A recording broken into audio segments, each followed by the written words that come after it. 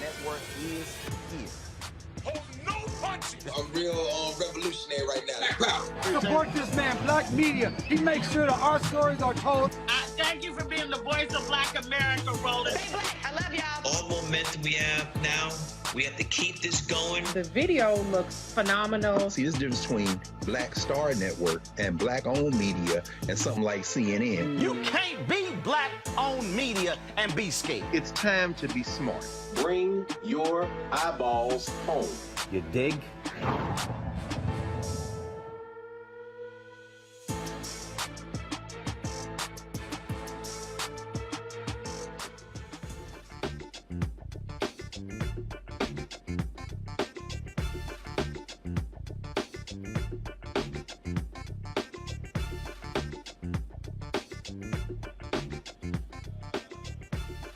Today's Wednesday, May 18th, 2022. Roland Martin Unfiltered broadcasting live from Cedar Hill, Texas, where later I will be moderating a town hall with Jasmine Crockett, state representative who is seeking to become the next member of Congress. We will be, there'll be, of course, in a couple of hours after our show. But coming up next on the Black Star Network, we continue to cover the tragic white domestic terror attack in Buffalo. A woman says she called 911 and was rudely treated by the 911 dispatcher who hung up on her. Wait until we show you what she told a local television station. Also, Democrats are moving to establish white domestic terror offices all across the country. They're looking to pass that bill in the House. Also, Representative Lacey Leonard blasts Republicans for advancing the white supremacy theory, replacement theory. We'll show you exactly what she said today on the House floor. Also, on today's show, we're covering election results that took place yesterday. A number of African-American candidates won their races. We'll show you exactly what happened. Some folks are also lost in Kentucky, North Carolina, and Pennsylvania. And of course, as I said, the runoff here in Texas is on Tuesday. And as you see, I've already voted.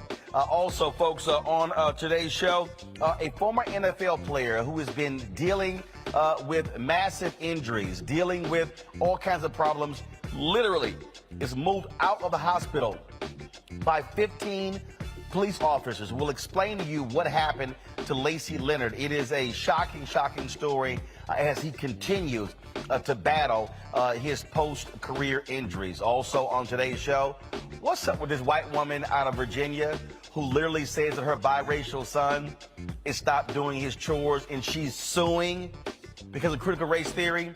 These white folks have lost their mind. I told y'all. Plus, Marvin Sapp stops by to talk about his new CD. Folks, it is time to bring the funk on Roland Martin Unfiltered on the Black Star Network. Let's go. He's got it. Whatever the miss, he's on it.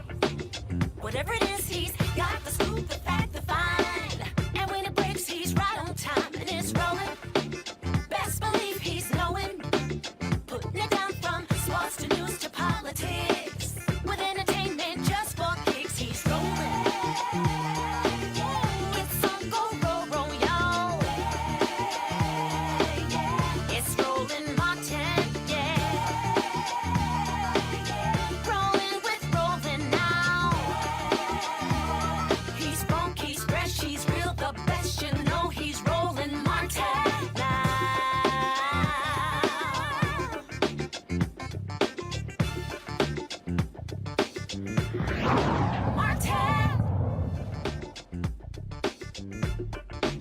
Live at... All right, folks, we are live here in Cedar Hill, Texas, at Community Missionary Baptist Church, where in a couple of hours I'll be moderating a town hall featuring State Representative Jasmine Crockett, who is running for Congress. She is in a runoff against Jane Hamilton, and so I'll be moderating that town hall in a couple of hours. Tomorrow's show, Jane Hamilton will be on Roland Martin Unfiltered. As you see, yes, I did vote today. My parents, they actually worked the polls. I was there. You have runoff races taking place in the Democratic and Republican primary. The election is on Tuesday. Early voting ends on Friday. And so we are still in the midst of primary season. And of course, we're also looking at what is taking place across the country. A number of primary races. We'll get to that in a second. But first, we want to talk about Buffalo, the continuing fallout over the mass shooting, the white domestic terror attack, which took place in Buffalo on Saturday. 10 people gunned down in a Tops grocery store. Folks, but one of the most disturbing things took place when a woman called 911 and was treated rudely, and they hung up on her. She called into a local television station to describe what took place in the store and how she was treated. Here is that particular exchange. What you saw this afternoon? I didn't really see much at all. I just heard the gunshots and just dropped down to the ground and just waited for him to stop. And he just wouldn't stop. So I tried to call 911, and I was whispering because I could hear him close by. And when I whispered on the phone to 911, the dispatcher would start yelling at me saying, "Why are you whispering? You don't have to whisper." And I'm trying to tell her, like, "Ma'am, he's in the store, he's shooting, as an active shooter. I'm scared for my life." And she said something crazy to me, and then she hung up in my face. And I had to call my boyfriend and tell him to call 911. Well, that is certainly unfortunate, Letitia. Folks, here's a statement from the Erie County 911. So here's the statement. Here's the statement I'm reading right now. Erie County, which runs the 911 Communications Center through Central Public Police Services. This is the statement that they actually released. Immediate action was taken, and the individual who took that call is now on administrative leave pending a disciplinary hearing, which should happen within a couple of weeks. Again, on leave. Folks, talk about absolutely crazy here. Seriously? And so when you listen to that, she said that they hung up on her. Man, talk about absolutely crazy. Now, here's the deal. In New York State, unlike many other places, 911 calls are not publicly released without a court order. So we have not been able to actually get the actual 911 call. Folks, it just, man, again, just makes no sense whatsoever. We're going to talk about that in our second with our panel. This also happened. A New York correctional officer has been suspended for literally making fun of the shooting. What happened was he actually made this post, sent out this post. Gregory C. Foster, who is a corrections officer at the Attica Correctional Facility. This is what he posted. "Too soon? This should weed out some of my Facebook friends." Yeah, they actually said that. Okay, this is a statement that came from the New York State Department of Corrections and Community Supervision. Early this morning, DOCCS had been made aware of a despicable social media post by an employee of the department. The comments made by this correction officer are in violation of multiple department rules and will not be tolerated. This vile posting does not represent the morals and values of the thousands of staff members in the department. The individual responsible has been suspended without pay, and DOCCS will be seeking termination. The department has engaged the Civil Rights Task Force, which we are members of, for potential criminal prosecution. The department also launched an internal investigation to identify and discipline any staff who may have engaged with the posting. Talk about absolutely crazy. My panel, A. Scott Bolden, former chair, National Bar Association Political Action Committee, lawyer there in Washington, D.C. Robert Patillo, he is executive director of the Rainbow Push Coalition Peachtree Street Project, also an attorney. Monique Presley, legal analyst and the host, of course, joins us as well, crisis manager as well. All right, folks, let's just, Okay.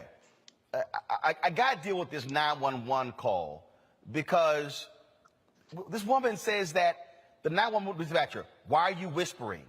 And admonished her and hangs the phone up on her. I mean, look, I get you have procedures you got to go through, but man, if what that woman described actually happened, Monique, that person to be fired so quickly, I mean, that is just sickening to think that that's how this woman was treated by a 911 dispatcher. Right. I mean, and we hear these stories all the time. It unfortunately is not rare. And I am not sure if there's any more information that's going to come out that would justify it. But from what it looks like right now, she should not be in that job. I mean, I'm sitting here, Robert, and I can only imagine this white domestic terrorist is walking around shooting folks in the head with an AR-15. People are diving into coolers. They're hiding, trying to survive. And you call 911 and the dispatcher is going, why are you whispering? Admonishing the woman and then hangs up on her? Well, you know, it comes down to a lack of training, lack of supervision, and a lack of vetting of people who have these jobs. We see these issues far too often, particularly in areas that are predominantly African American and minority, where not just hanging up on people, where dispatchers take calls and then never actually send emergency care to the location, letting phones ring. Very often there's a lack of supervision, lack of training in these occupations, and a person like this should have never been hired, let alone be able to stay in that job. And not only should she be fired, they should look up the entire chain of command to see who was supervising her, who's tracking her call logs, who's doing her performance reviews. How many other times has this happened? We know about this particular occasion, but what other crimes has this particular dispatcher or others who work with her done these sorts of things? So I think you have to dig deep down into the system to find out where the actual rot begins. Don't simply cut off the surface level. Dig down in there and put in some systemic reform to prevent this from happening again in the future. Scott, you would think that a 911 dispatcher has been trained that when somebody's calling up, it's a good bet they're not talking in my tone because they might be hiding. I mean, that's to me, that's sort of basic. Yeah, you know, 911 support is not a job where you can have a bad day. Pilots can't have bad days. Police officers, to be honest with you, can't have bad days. And she's whispering because there's the shooter, but she could have been whispering because a burglar was in her house. And the 911 caller, remember the young kid who was 11 years old in the park playing? She's whispering. She's whispering, but again, I'm trying to demonstrate how important these calls that come into 911 are important. The kid that got killed in Cleveland, another dangerous piece, had to do with the call, the 911 dispatch, not giving the police all the details, that it might be a toy gun and so forth and so on, and the police show up and shooting within 4 seconds. That's the police fault, but the dispatch is also responsible. They can't have bad days, and whether they were trained or not, they've got to implement their training every day, because it's the first calm voice you hear, should hear, when you're in trouble or you're in danger. That voice has got to comfort you, but send help right away and get the details and send the details right away. That didn't happen here, and who knows how many people were killed out of that 10 because that call didn't get handled properly. Indeed. Now, yet on yesterday's show, we talked with attorney Ben Crump and one of the family members of one of the folks who was killed, and they said they wanted to see action from President Joe Biden, from Democrats in Congress. Well, today, Democrats are moving to actually pass a bill that would establish offices around the country to deal with domestic terrorism. That's one of the things that is happening. CBC members are also very active on this front, trying to take some legislative action to deal with these type of shootings. Today on the floor, Congresswoman Stacey Plaskett of the U.S. Virgin Islands did not hold back, and she did what President Biden wouldn't do. That is, she was specific in calling out Republicans for advancing the white supremacist replacement theory conspiracy that this white domestic terrorist wrote about in his manifesto. This is what she had to say on the floor of the U.S. House today. Speaker, this Sunday, in the state in which I was born and raised, New York, a man drove 3 hours and 200 miles to terrorize members of a local black community. This man shot 13 people, 11 of which were black. This was not a random act of violence.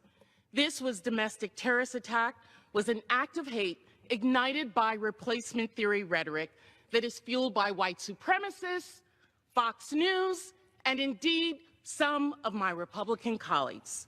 This false, ignorant, race-baiting theory called the Great Replacement has been used in multiple race-based domestic terrorist acts, including the synagogue attack in Pittsburgh and the El Paso shooting attack in 2019. There are a number of my Republican colleagues who spew this vile and venomous rhetoric. The silence of Republican leadership and their ranks in condemning this rhetoric that is not just ripping our country apart, but contributing to the death of Americans, that shows that they are no longer the party of Lincoln or even the party of Ronald Reagan. I yield back. Well, that's exactly how you should do it. That's exactly how you should do it, Robert Patillo. Again, people were talking about they want to see things happen. Democrats are trying to move in the House to establish these domestic terror officers. Your thoughts on that?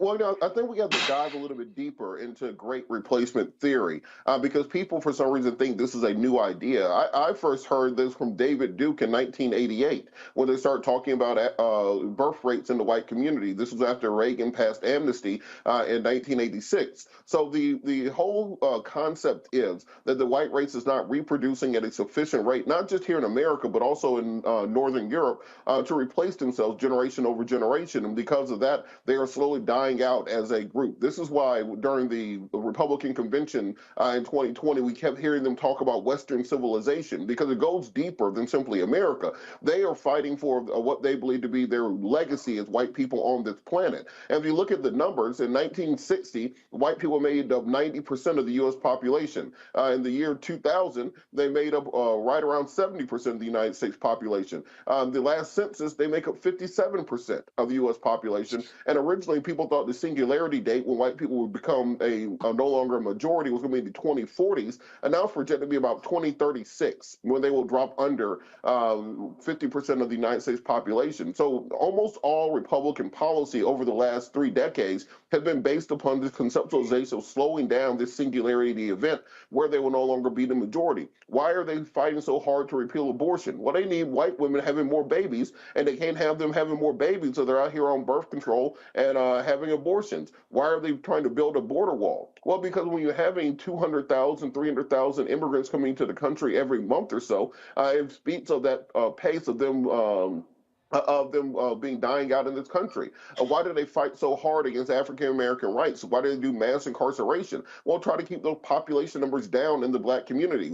For most of our lives, all of us on this panel, black folks have been between 13 and 15% of the population, not growing at the rate that was initially anticipated if you go back to some reports from the 1960s. So everything in Republican policy is based upon this idea. Indeed, the entire Cassia Belli of the GOP right now is in furtherance of this great replacement theory. It is not a fringe theory. Indeed, it is central to Republican Party politics and Republican Party policy. So when we talk about rooting this out, it's not simply a question of, well, let's get these racist and white supremacists and these lunatics who go on shooting sprees and take care of them. We have to fundamentally carve it out of the American body politic because it's caustic to everything that it touches, because it's predicated on one singular idea, which is the survival of the white race here in America. And until we realize that and understand that and see how it dictates public policy, there's no way that we can properly address it. So of course we should be setting up these offices of domestic terrorism, but more so each of these shootings should be taken out of the Department of Justice and put into the hands of the Department of Homeland Security.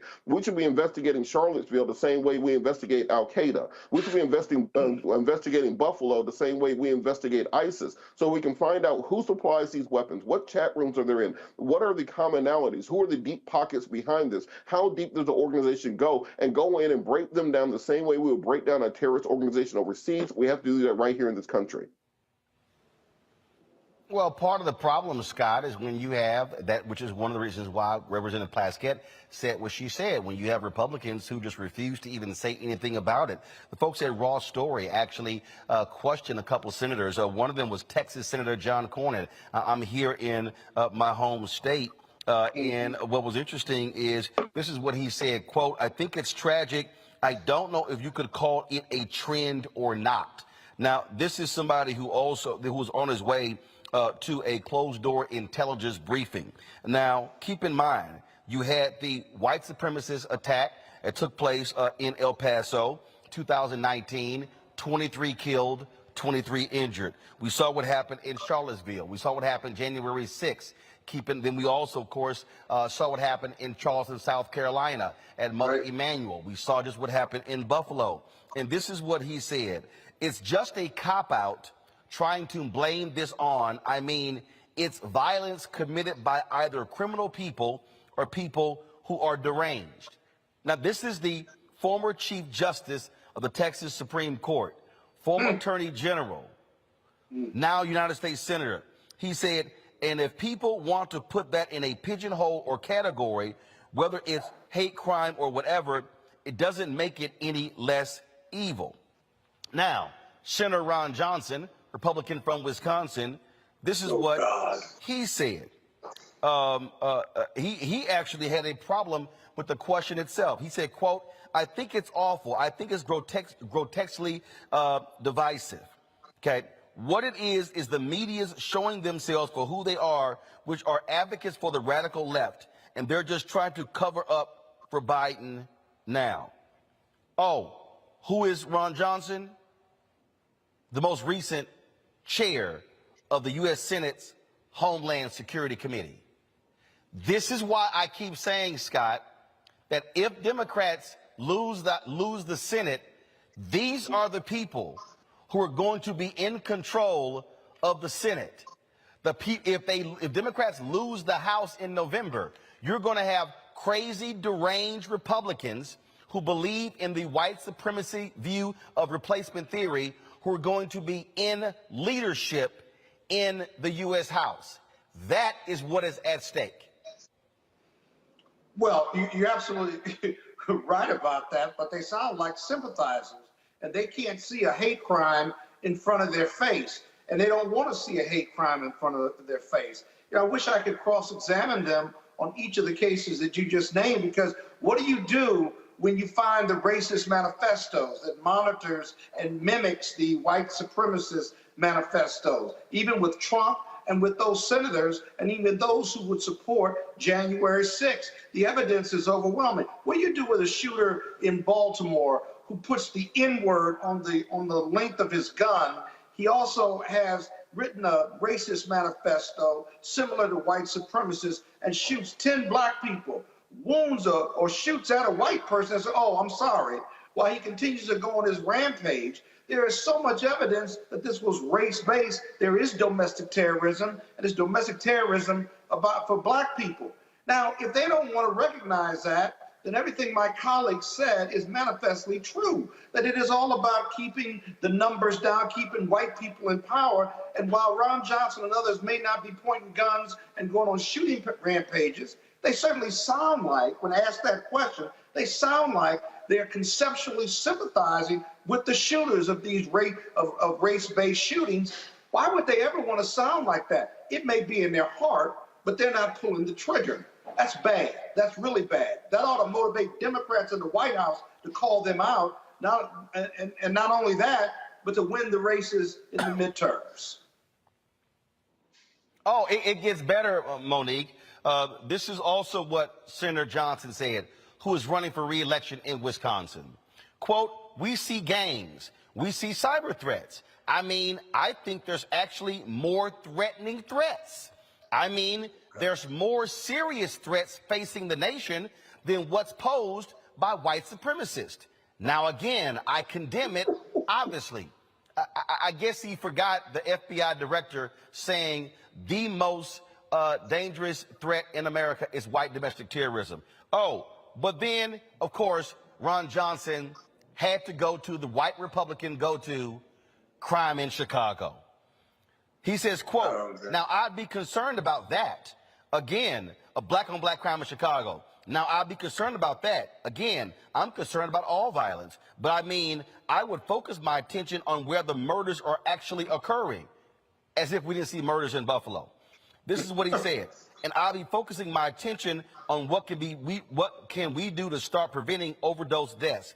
Then, of course, there is the senior senator from Indiana, where his raw story says it, that there are more than 15 white supremacist hate groups being tracked by the Southern Poverty Law Center in Indiana. Well, this is what good old boy Todd Young, Republican, had to say, Monique. Oh, gosh, I'll tell you, what's on most Hoosiers' minds is inflation, border security, war in Europe. I think the president and our national Democratic leaders will be well served by finding some solutions to our most pressing challenges. Now, these are the Republicans. He's right. Who will be in? Go ahead. He's correct. That is what's on Hoosiers' minds. He knows his constituency, and they don't give a damn about us. Hold up. That's on white Hoosiers' minds. I would think there's some black folks in Indiana who probably care about the issue. Right. I mean, and we don't know how many black folks are actually part of his constituency, and are voting for him and are responsible for keeping him in office. Monique, he's a U.S. senator. All black people in Indiana are constituents of this guy.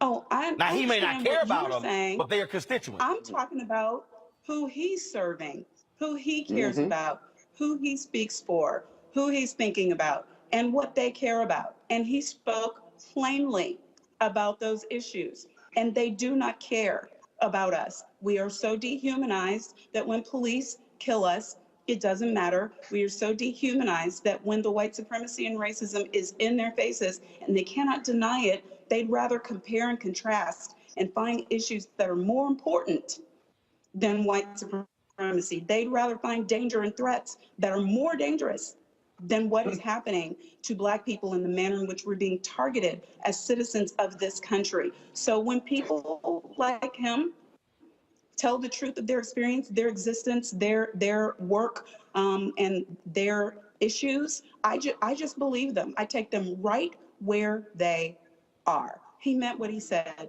and he said what he meant. And Roland, I want to talk about this "what about Chicago" argument that we always hear from these people whenever we start talking about crime in the black community. We start talking about police brutality, white supremacy. All crime is terrible. Yes, we understand that. But there's a reason that we treat, let's say, radical Islamic terrorism differently than two white guys fighting in the Chili's parking lot. It's because there's different ways that you handle and address them. These are organized events. So the same way that we go after Al-Qaeda, that's the same way we have to go after white supremacy, because these are organized organizations. Do you really think an 18-year-old went out and bought all this equipment, body armor, front and back, level 3A, a tactical ballistic helmet, an AR-15 of multiple magazines, that tactical training and shooting was, and ordered all this stuff? Most of those things you can't even order before you're 18 years old. So clearly there's organizational backing behind what he was doing. They try to play this off as simply being one lone wolf crazy person who had a bad day, quote unquote. No, No, we need to find out and use all the tools in the hands of the Department of Homeland Security to find out who he co-conspired with, who helped him write that 180-page manifesto, what chat rooms was he in, what organizations was he part of. Find out where the rot begins. Don't simply take this at surface level. In the same way that we treat terrorism differently than we treat white-on-white crime, that's why we treat white supremacy and white domestic terrorism different than black-on-black crime, because the solution to both is different. Therefore, you have to treat them differently. So every time they do this whataboutism, I just simply say, well, then why exactly did we even have a war on terror? All murder is bad murder, so why should we even fight terrorism overseas when you still have white-on-white crime here at home? Until we can take care of all white-on-white crime, then we should not be addressing radical Islamic terrorism or anything else. But the fact is they're simply using a canard in order to try to distract people from the fact that they know a big chunk of their constituency agrees with that shooter, and that's why they never want to address it. Nor do they believe in racism. Well, and this is also... You sound surprised somehow. Oh, yeah. Oh, no. They don't think this exists. White people are afraid of the race question, racism, or that being the basis for anything in America, including critical race theory that they don't want taught in the school. So I'm not surprised at that. They should be better, but they've never been victimized by racism. They don't even believe in racism. They take point by point until you get a George Floyd where they have no choice but to say that was police misconduct. Well, let me remind people, in Wisconsin, Senator Ron Johnson is running for re-election. You know what you should be doing? Booting his behind out of office. All right, folks, got to go to a break. We come back, more of today's news as we're broadcasting here from Cedar Hill, Texas, where in about 90 minutes I'll be hosting a town hall with Texas State Representative Jasmine Crockett, who is in a runoff battle to replace longtime Congresswoman Eddie Bernice Johnson here in Texas. We'll be right back. Roland Martin Unfiltered on the Black Star Network.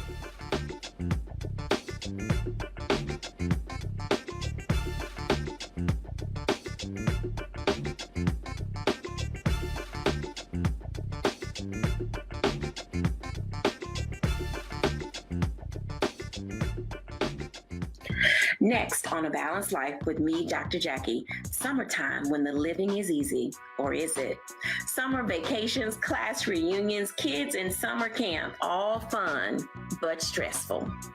You need to get into a summer mindset and have a plan. Oh yes, our panel gives us their favorite summer planning hacks. On next, A Balanced Life with Dr. Jackie here at Black Star Network. Pull up a chair, take your seat. The Black Tape with me, Dr. Greg Carr, here on the Black Star Network. Every week, we'll take a deeper dive into the world we're living in. Join the conversation only on the Black Star Network. Hi, I'm Teresa Griffin. Hi, my name is LaToya Luckett, and you're watching Roland Martin Unfiltered.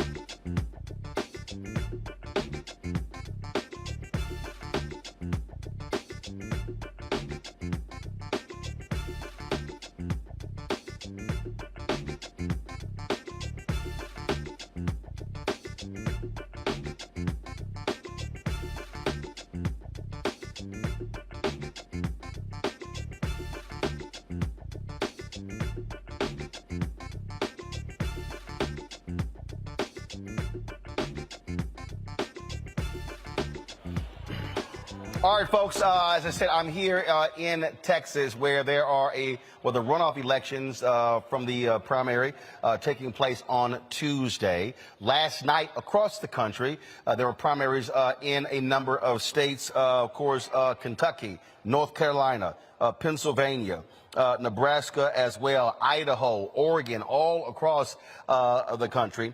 In North Carolina, former Supreme Court Justice Sherry Beasley, African-American woman, she won the Democratic nomination for the United States Senate. She is going to face off against Republican nominee Ted Budd, who beat the former governor by 30 points for that. There'll be, of course, Budd has already been endorsed by Donald Trump. And so that is going to be a critical race that we're looking at It's going to be a tight race. Bottom line is Beasley can win, but it's going to take a significant turnout, especially when it comes to rural North Carolina. May 24th, of course, that's 6 days from now. Beasley will be on Roland Martin Unfiltered. We'll be talking about her race. Now also there in North Carolina, Don Davis beat Erica Smith for one of the congressional seats there. Of course, we had Erica Smith on the show. He was endorsed by retiring Congressman G.K. Butterfield. And so he goes on. Remember, Republicans changed that district. It is not a solid Democrat district, but it's also going to be a tough race as well. In Kentucky, Charles Booker, remember he ran against a couple of years ago against Mitch McConnell? Well, he's back. He won a Democratic nomination. He's going to be facing Senator Rand Paul in Kentucky. Here's the deal, folks. Only 20.7% of all Kentucky residents voted in the primary. Don't think Booker can't beat Paul. It's about driving the ground game. That's going to be critical in that race as well. Let's go to Pennsylvania, where Lieutenant Governor John Fetterman won the Democratic nomination over Congressman Connor Lamb and also Pennsylvania State Representative Malcolm Kenyatta. Of course, Fetterman, remember, suffered a stroke on Friday, also had a pacemaker installed as well. And so he does not know who is he going to be facing because it is an extremely tight race on the Democratic side where Dr. Mehmet Oz is slightly leading in that race. And so we'll see exactly what's going to happen there. But in Pennsylvania, Austin Davis won the Democratic nomination for lieutenant governor. He's a brother. He is going to be running on the ticket with Josh Shapiro, the Democratic candidate for governor, who he also endorsed Davis in early January.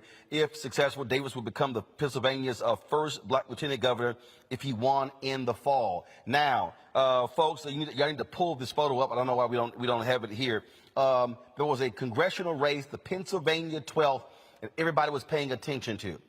And that is, you had this young sister. She's a state representative. Her name is Summer Lee. And folks, APAC dropped $3.3 million. There are various political action committees to stop her from winning. Well, guess what? It didn't work. It failed. Summer Lee has won that Democratic nomination by about 400 votes. She is a progressive. She was supported by Senator Bernie Sanders. And again, she worked the ground. She had a very, very strong message. In a second, we're going to play exactly her speech from last night, where she addressed her supporters, folks, to the control room. Y'all should look up. I just posted it. And again, this is an important race because this is what folks were told. In fact, not just this race, you had a moderate Republican who was in Oregon. He got blown out by a progressive challenger. You saw in North Carolina, progressive district attorneys, they still were able to win. And in fact, Mondale Robinson is a brother who worked with, of course, Black Men Voting Initiative.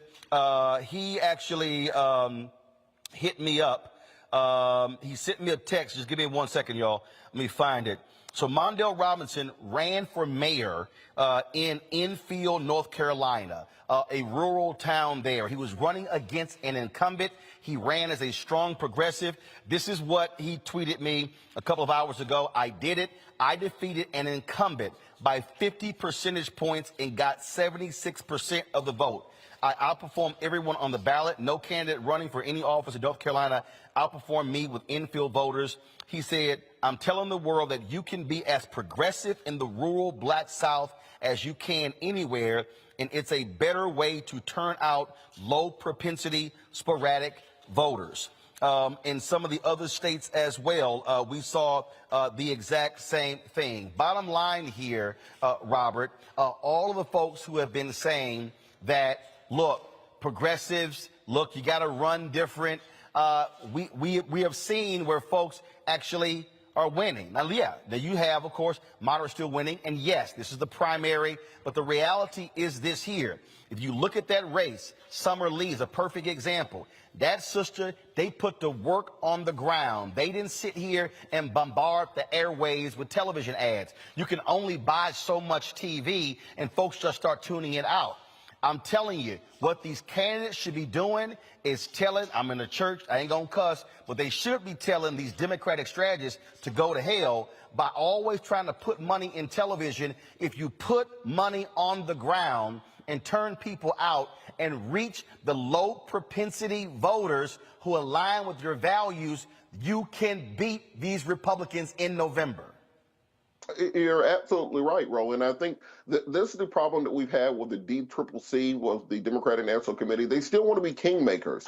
They still want to have the power behind the curtain. They still want to be able to tell people who the candidates are going to be. Back in 2009, I was running the Attorney General's race here in Georgia for Ken Hodges. Shout out to everybody on the campaign who's now old now. But from the Attorney General spot, we did a 159 county grassroots strategy, knocking on doors all the way down in Oglethorpe, up in Hart County, all around the places where they tell you the Democrats aren't supposed to be out knocking on doors and looking for voters. We got more votes from the Attorney General spot than the Lieutenant Governor or the Governor got during that primary. So grassroots work works. What it takes is people willing to actually hire local strategists. Quit flying in people from D.C. and New York and L.A. to run your campaign in Lowndes County, Alabama. Get people who know the grassroots, know the ground. And this idea that progressives can't win is a pernicious lie that's been created by the kingmakers and the party politics. President Trump blew all that up. He blew up the entire concept of having to run to the middle, of having to be this kind of neutral candidate that can appeal to both sides. We are in a tribalistic campaign season right now. You see the campaign right there in Pennsylvania, where you had 3 candidates running. One was running as being crazy, one was running being crazy as hell, and then one was running being crazy as all hell. They are not trying to get moderate votes in the middle. So when you're running as a progressive, you have to run on that agenda. They got 81 million votes in 2020. Make the promises, bring them through on the local level, and that's how you win, not by being this kind of blank canvas, white guy with brown hair smiling in a cornfield with a dog that campaigns used to be. You have to actually motivate voters and get out there, bring them to the polls, get them motivated, and tell them exactly why they need to vote for you, and you can win if you do so. You know, this is the thing that as I'm looking at here, Monique, again, here we are 6 months out. And the reality in a lot of these campaigns, what you often see is you see this intense focus on, again, television ads and let's appeal to the independent voters. Bottom line is this here. You go after the people who you likely can get out. When I was in Kansas City last week, they were talking about how their goal is to get 40,000 people. Is to get 40,000 people focused, and that is to try to get local control of their police department. And again, that's just old school politics. It's looking at the numbers. It's studying the precincts. It's looking at where the turnout was, where's the best turnout, who are your likely voters. And it happens every year. And look, yeah, you can call me being selfish. It also means putting the money in black newspapers, in Latino newspapers, utilizing grassroots organizations. When you have these strategists who, frankly, you know what? They really don't care if they win or lose because they're going to keep getting their checks. Bottom line is this here. You've got to put the money on the ground to turn your voters out. And I really hope some Democrats who are running are looking at what Summer Lee did and say, how did you beat back $3.3 million of AIPAC money flooding into that particular district? I mean, and I think that's why organizations like Black Voters Matter are so successful, and why people who have any sense are supporting them and supporting their endeavors as they're running these campaigns. Those of us who have been around campaigns for a long time, like Robert, like me, like Scott, we know that the ground game really is the only game. And so while there is, as LaTosha Brown always says, you can't out-organize voter suppression, there are still methods and mechanisms that you can use to win in a fair fight. And that's what we saw happen. Yeah. Yeah, you know, Roland. Again, as I look at a lot of these races, and again, I spent a lot of time last night. I spent time last night just looking at a lot of local races, looking at DA races, looking at some state representative races, and the races where you have these strong progressive voices. They were outgunned, they were outspent, they were outraised, but they were not out-hustled. Yeah, but that's true. And it's all about the ground game. It's all about get out the vote. You know, Marion Barry used to say to me when I represented him before he passed on with the aim we got his wings, he used to say it's called political science. There's a science to politics. There's a science to campaigning. And everything you said about the ground game and getting in black newspapers and human touch and touching voters and counting those voters. He used to have these cards. Whoever he knocked on the door or his people knocked on the door, they got their name, address, whether they're a super voter or not, and he kept those cards. By the time his campaign came around, he knew how many votes he needed to win. He knew where those votes were going to come from. And on election day, it was about implementation. Did you have the money for buses? And each bus leader on his campaign had those cards that they have taken in interviewing super voters and general voters across the city, across the District of Columbia. And so by the time election day came, he was counting votes, and when they would turn in those cards, he would know or have a good idea how many votes he got out of Ward 1, 2, 3, 4, 5. He would know that already. And so he would go into election night after the polls closed with a really good idea of where he had gotten his votes from, what the number was, and then whether he was going to win or not. That's political science, and that's what you're talking about. And Roland, on that same point, well, and here's what's crazy, Monique. You can actually see who voted and who didn't. I mean, you can literally go. You can they will have the data, and it says these are the registered voters. These are people who actually voted in this precinct. And so if you've got a precinct of 800 voters and 60 voted in the last election, I'm just saying that's what knocking on those doors, that's what touching them, that's what going to them. And again, we see Sherry Beasley, again, who was the U.S. Senate candidate, she lost as the Chief Justice of North Carolina Supreme Court by 400 votes. That's statewide in North Carolina. She lost by 400 votes. Look, this race, in the Senate race, I think it's now down. I think Oz's lead is down to 1,500 or 1,400. Is actually going down. Summer Lee won her race by around 400 or 500 votes. Every vote matters, but in this insane idea, because we saw this in Georgia, and I want Robert to speak to this after Monique, where, look, there was no more TV time to buy. There was no more TV time. They were sitting on millions of dollars of the Ossoff and Warnock campaign, and the Democratic strategists were thinking, let's just buy more radio and more TV. It's like, yo, you're not gonna just win by blanketing the airwaves. You've got to touch the people. And I say, if Democrats want to hold to the House and hold the Senate, they better be going and find those low propensity, high turnout voters that Reverend Barber and the Poor People's Campaign have been talking about consistently over the last several years. Monique, then Robert.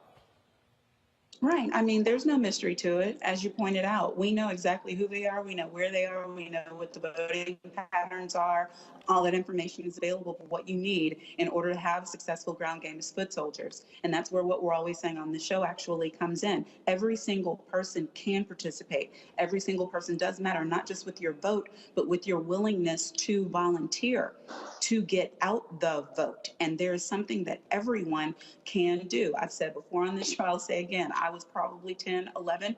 First campaign I was associated with was for Governor Ann Richards. I've been hooked ever since, but I was walking door to door. I was asking people permission to put signs in their yards. That stuff still matters. It still matters. And people still appreciate who would not have voted this time around will appreciate somebody asking them, can I talk to you about what would make a difference in your vote? Are you planning on voting in this election? What are your issues in vote for this election? I would like to have your vote. Here's what I plan to do. what can I do better? I mean, that's person to person. If you're in it to serve somebody, then you ought to actually care about the people you're trying to serve. And Monique's absolutely right. And Robert, I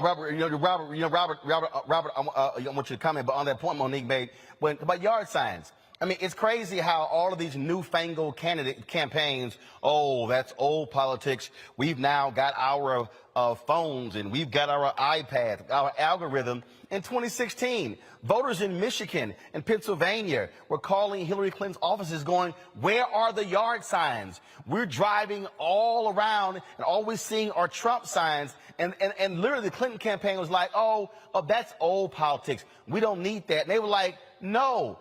Seeing yard signs builds momentum, gives you a feeling that things are building.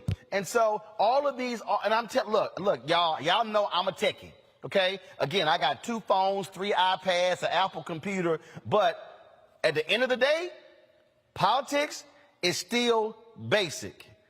I need to get one more vote than you. You better use every advantage you can, whether that's technical, with digital, yard signs, flyers, I don't care, pigeons, take your pick. Everything that you can use, that's what you better use. And look, Roland, a lot of this comes out of the DNC campaign school that started right after the Obama campaign. So I used to go to those DNC campaign schools, and they let the nerds take over. And just as you said, the particularly younger candidates, this is a segment I'm going to call Free Game with Attorney Robert Patillo. You cannot win a campaign on Twitter, Instagram, Facebook ads, so on and so forth. That's a part of it. That is a tool. That is not the totality of the tool. Right.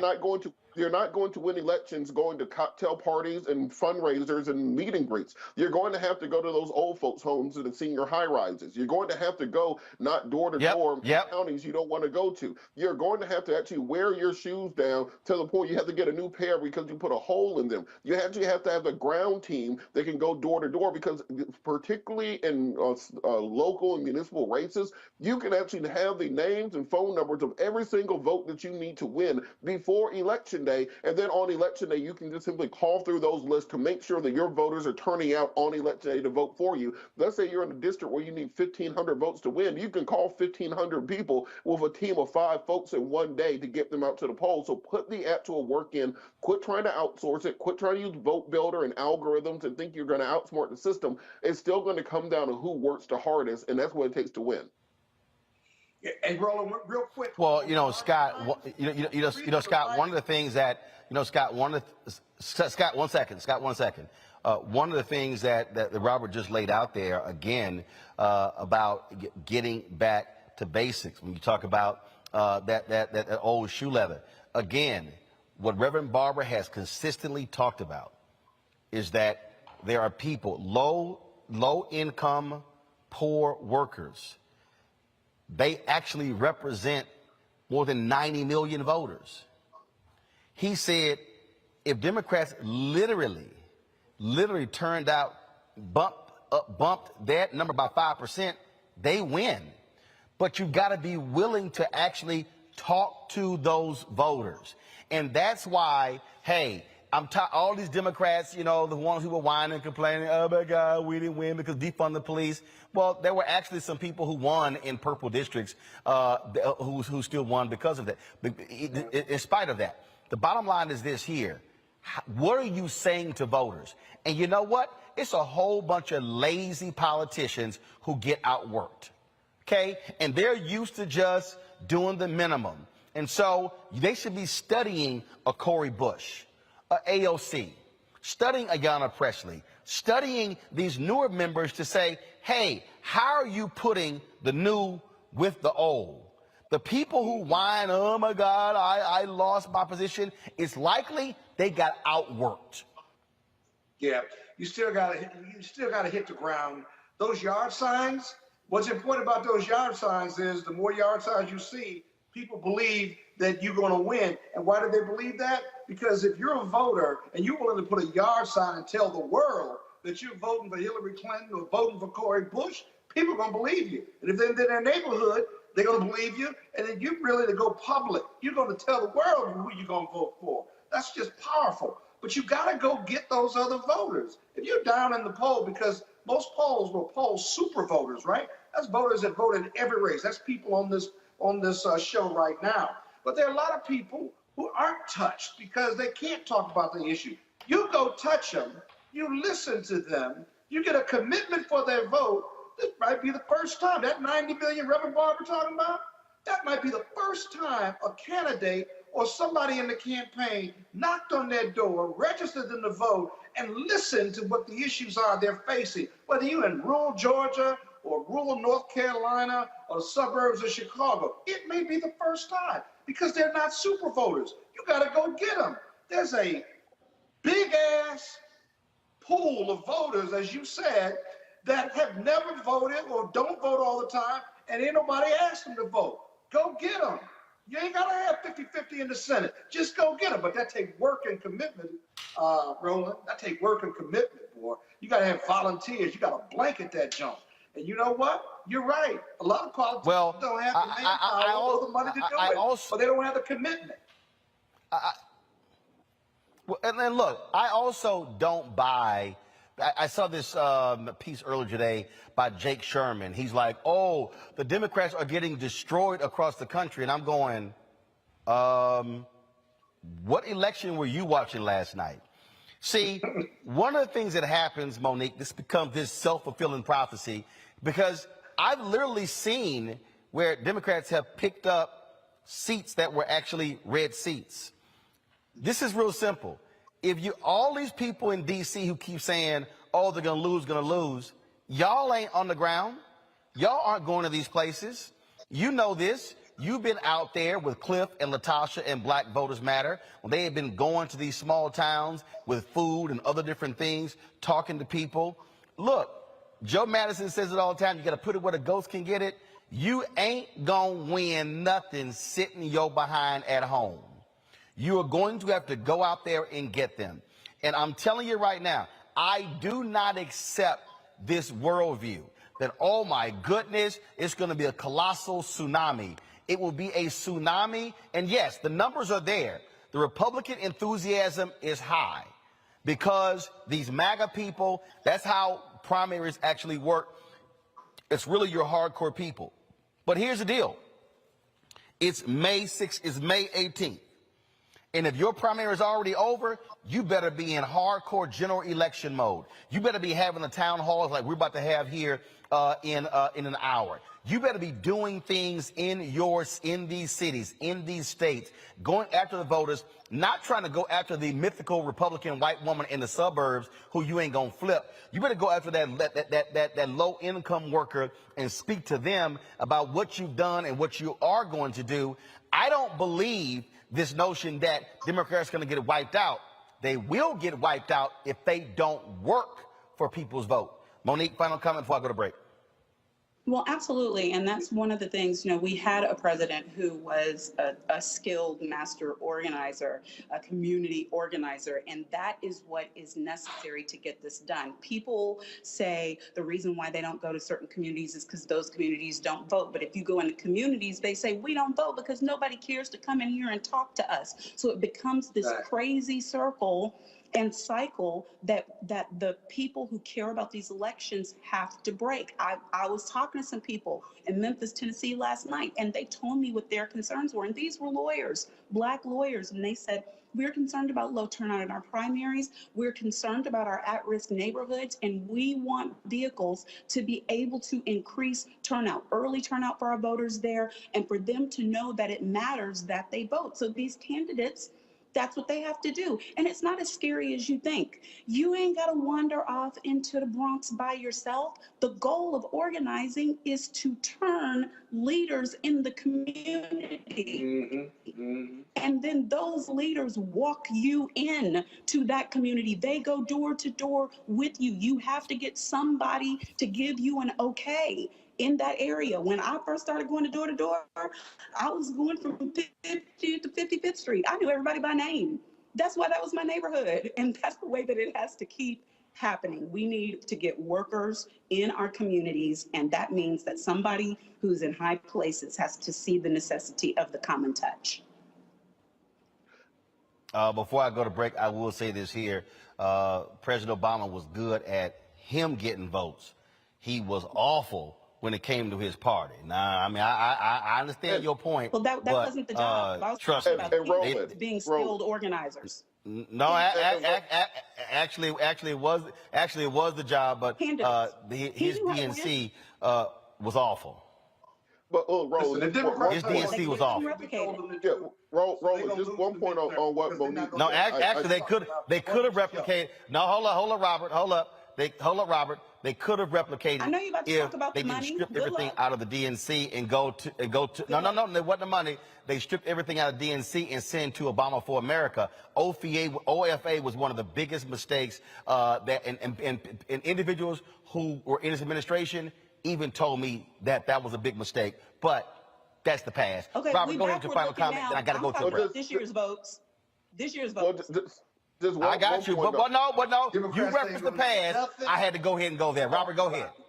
Look, just Robert, go ahead. Piggybacking on what Monique said, I tell this to people who ask me about running for office all the time, and they say, well, what about going to XYZ neighborhood, XYZ community? It's dangerous.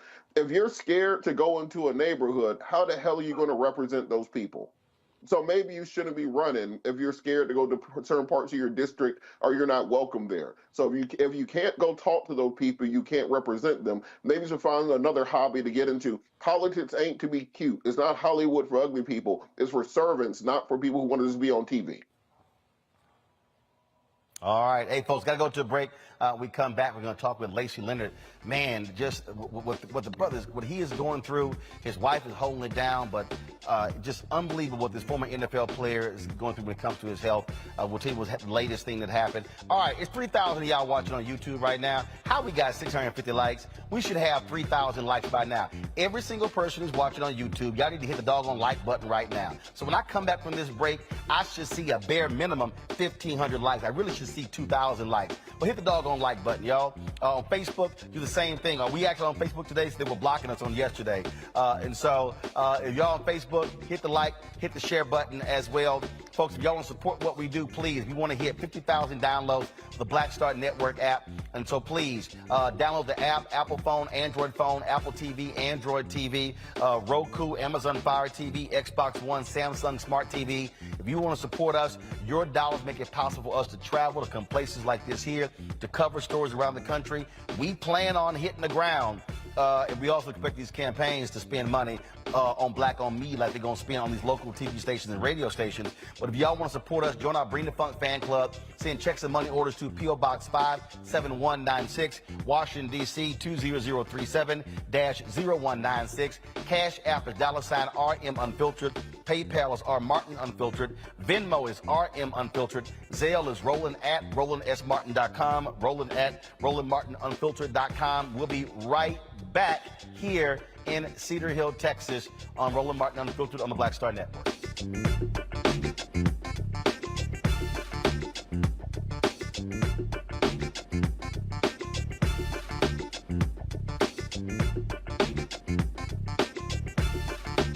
We welcome you to the launch of the Mass Poor People's Low Wage Assembly and Moral March on Washington, D.C., June 18, 2022. We are a new, unsettling force, and we are powerful. New, unsettling force, and we are here.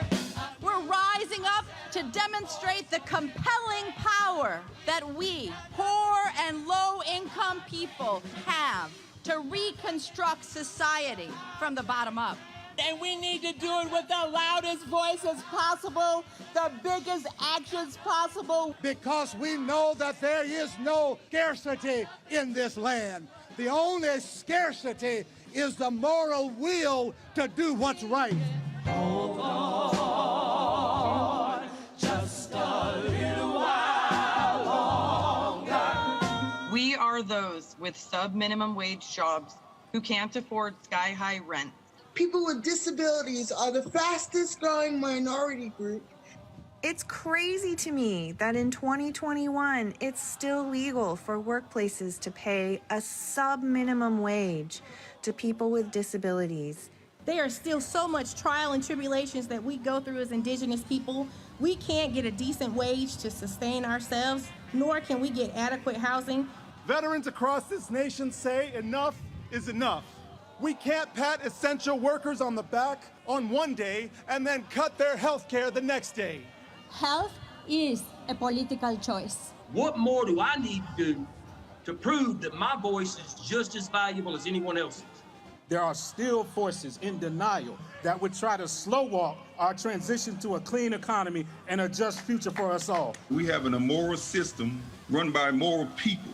But together we walk, and we walk and we fight. It's time for a change. Reconstruyamos esta gran nación. See, we are people of resilience as we fight these interlocking injustices together. When we work together, mobilize together, and rise together, we become a voice for the voiceless, and we become an agent of change in a time where great change is needed. We need the third Reconstruction to ensure that deaf people, people with disabilities, and all people can have the right to live and to thrive.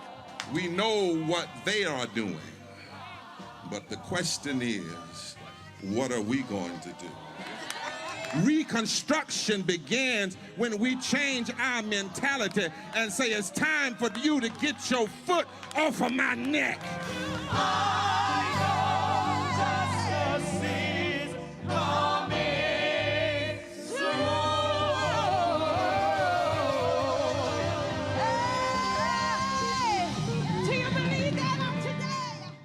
Hi, I'm El DeBarge. Hey, yo, Peace World, what's going on? It's the Love King of R&B, Raheem Devon, and you're watching Roland Martin, Unfiltered.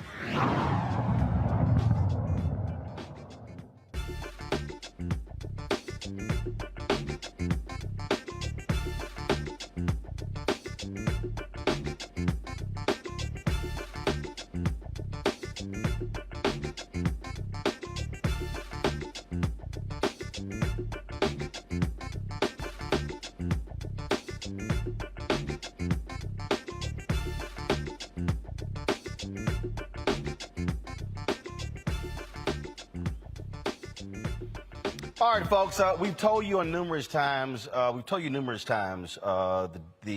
trials and tribulations that former NFL player Lacey Leonard has been going through when it comes to his health. His wife Lacey has also been with us as well. They recently posted some video that was just shocking on social media on how he was treated. Literally cops moving him out of the hospital. This was the video that was posted. We saw it, and we reached out to both of them.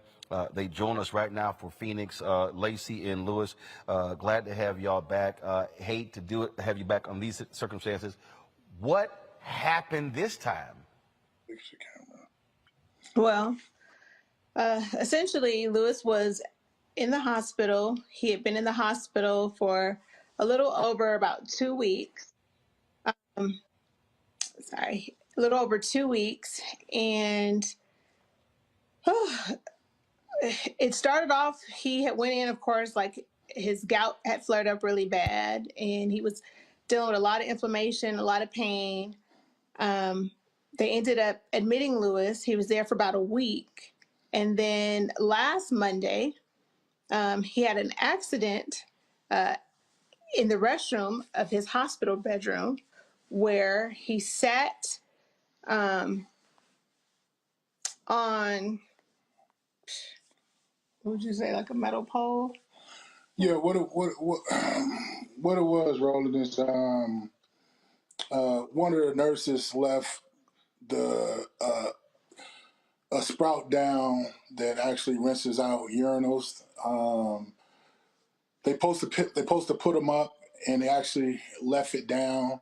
And I went in to use the restroom and actually sat on that metal sprout. And sad to say, it was it entered my rear end, and from there. Just a lack of excessive. I mean, you could think about the pain, but I mean, I'm talking about blood everywhere, you know, just a bad situation. And from then on, the hospital did not give me any x-rays, did not give me any imaging to kind of see what was going on. We asked for this for numerous days. So all the way in, this happened on Monday, the 9th. They kicked me out the hospital on Friday morning. Friday the 13th. From Monday to Friday. Wait, hold up. Wait. They threatened to kick you out of the hospital. No, they didn't threaten. They kicked me out. Got injured. They kicked me out. Wait a minute. You get injured because they screwed up. Yeah, after I got injured, and it was negligence on the nurse behalf, because the nurse supposed to pick the sprout up whenever they go to do what they got to do. They're supposed to pick it up. She failed to do that. I got injured, and it was. I mean, I got pictures and videos, and it's some of the worst thing you could see when you talk about blood and waste. You know, it was. He was already a bad experience. He was already not even really mobile. He was in a walker, so he was already considered a fall risk. So he really probably shouldn't have been in there by himself trying to use the restroom anyways.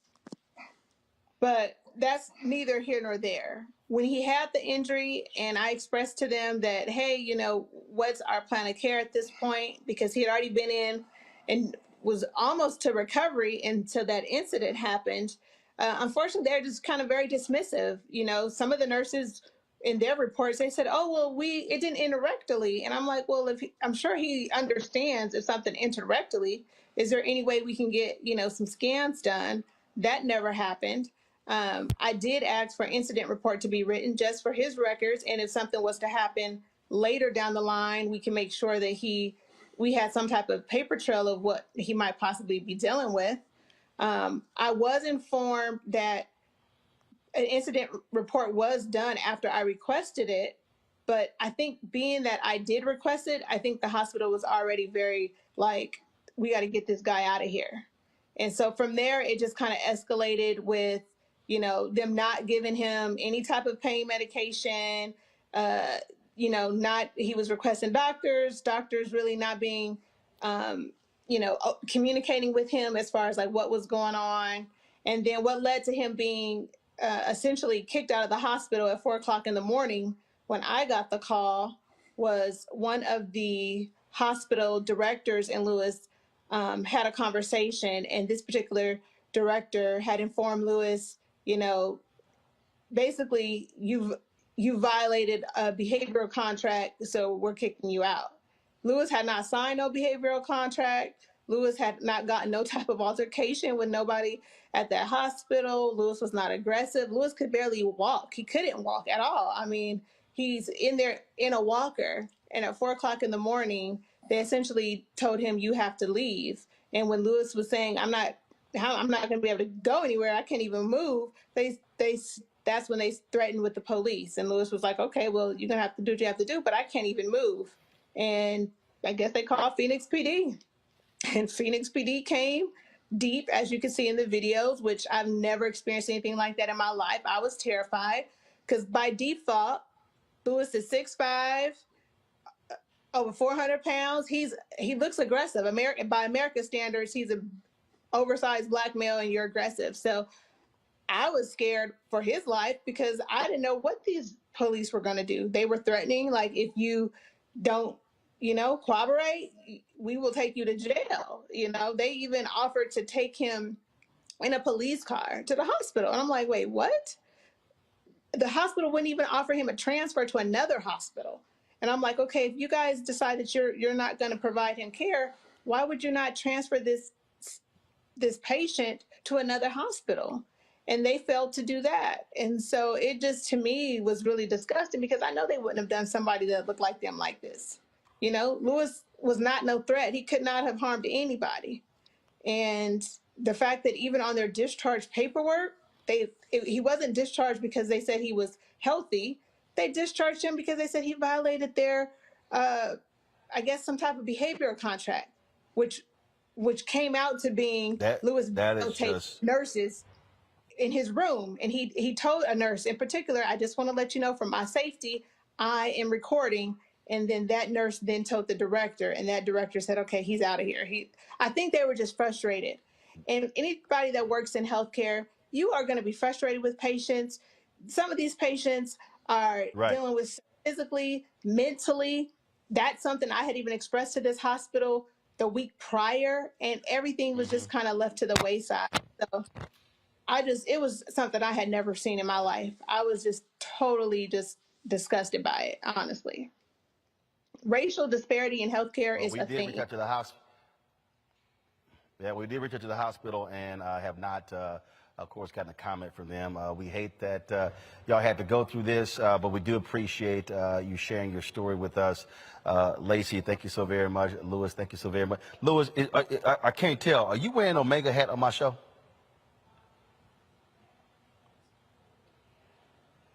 See, there you go. See, I know. See, I know. I know the serious subject. Look at the monitor. I said, "Is he wearing Omega hat on my show?" Hey, I thought I told you about that last. I appreciate you, man, because you always tend to put a smile on my face. So I appreciate it. Well, we talk about some serious stuff, and so I said, you know what? I said I always got to do that. But Lacey, next time if he wear that purple and gold, go ahead and just snatch that off his head. All right, y'all take care. We be praying for you, Doc, and keep us abreast of what happens. Y'all take care. We certainly appreciate it. Thanks a bunch. Thank you. Thank you again, folks. It's now people need to understand. We talk about this all the time, and one of the reasons why we continually have Lacey and Louis on here is because a lot of people need to understand. People watch NFL, they watch sports, they watch college football, but they never see what life is like after that, or what these families deal with in terms of these health issues. Some breaking news just coming in. President Joe Biden is in.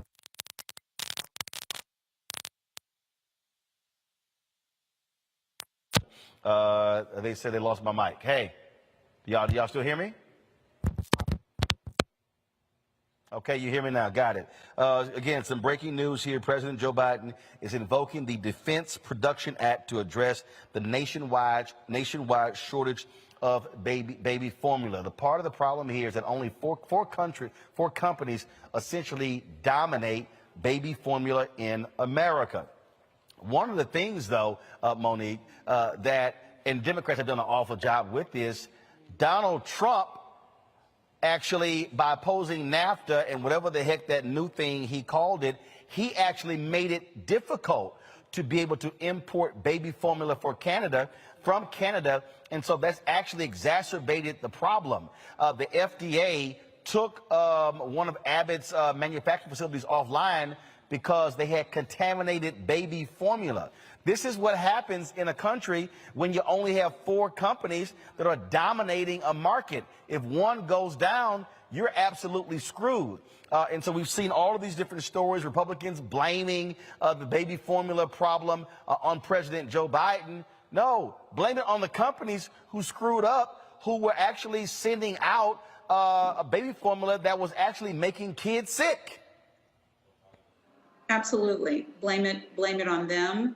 Blame it on the prior president because of making it much harder for us to access imports that are necessary. But it also, Roland, I want to point out, it further highlights the disparities that exist. When anything goes wrong, it affects our community disproportionately more so and worse than others. So for instance, there was all this information going around saying, ladies, if you need formula, just go on Amazon, click from your United States to Canada and go ahead and order and it will come to your door. And you know what? That worked. That worked for people who have Amazon Prime, people who have Wi-Fi service, people who are not on government assistance, who don't have WIC or SNAP, because you cannot use online purchasing for items for that. So there are a lot of issues that people don't necessarily understand who are not dealing with this at this part of their lives anymore.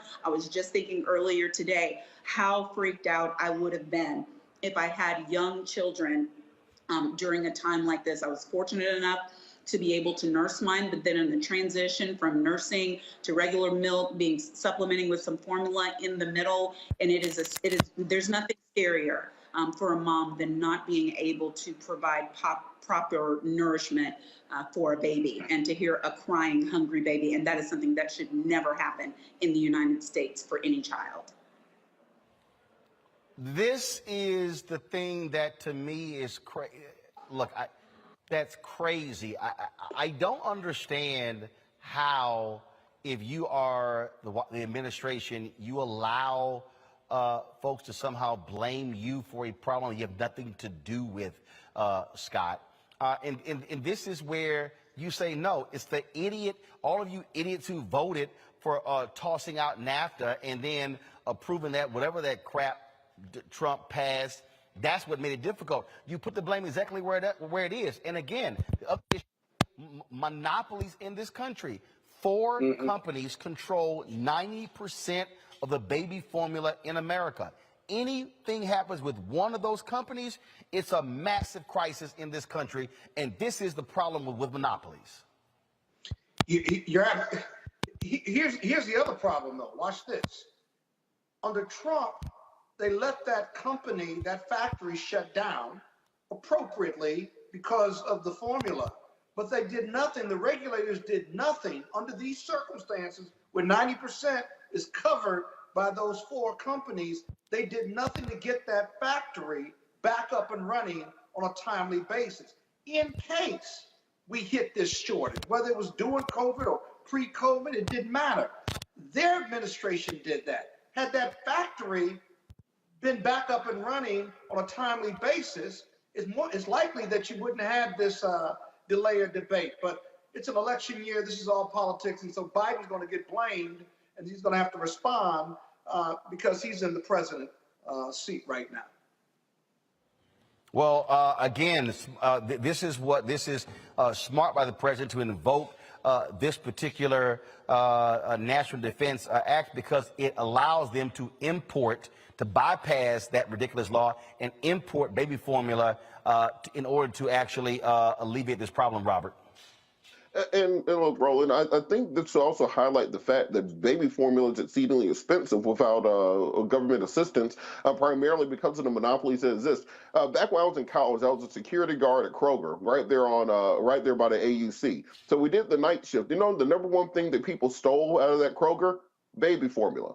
And so what they would do, they would steal large amounts and then resell it because they could resell it for a premium. It was literally like a day didn't go by that we didn't catch somebody stealing baby formula. A lady ran off. One of the guys I worked with chased after her. I made $8 an hour, so I ain't chasing nobody. And she hit him upside the head with one of those big cans of baby formula, so he came back covered in powder. It was hilarious, but that's beside the point. I think what President Biden needs is a better communications team around him, because what we don't see is him being able to send out surrogates on shows just like this, to hit the late night shows, to hit all the cable news shows, so they can get the administration's a part of the story out there. You still see more pundits and more spokespeople for President Trump than you see for President Biden. So because of that, you don't have anybody carrying the message. And going into November, you have to be able to show the American people that you're putting points on the board, that you're actually doing something to address these problems, that when they're solved, they aren't just mysteriously going away, but it's because of presidential action,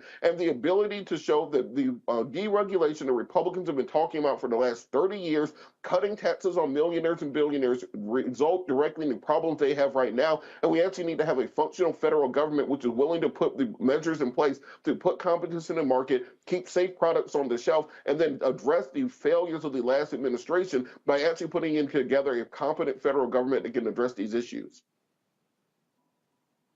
All right, folks, let's talk about this story out of your state, Georgia, Robert.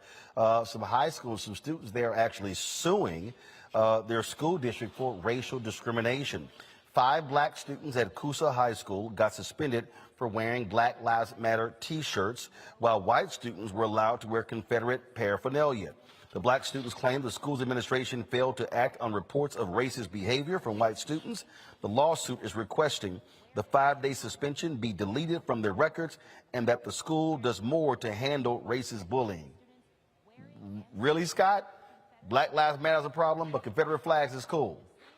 Really? It's a First Amendment issue, first of all. I've never believed it was a political statement.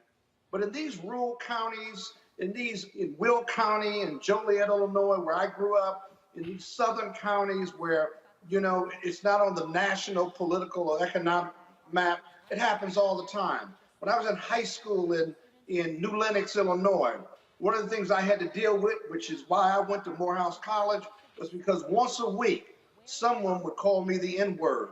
These were white kids from rural America who were bussed in to go to my high school.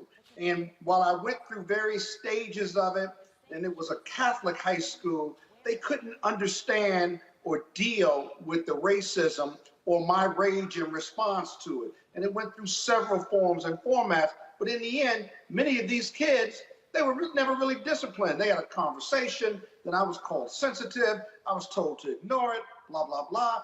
All kinds of excuses were made, which simply made no sense. And so it's these rural school districts where this is happening, they don't care what the national laws or state laws are.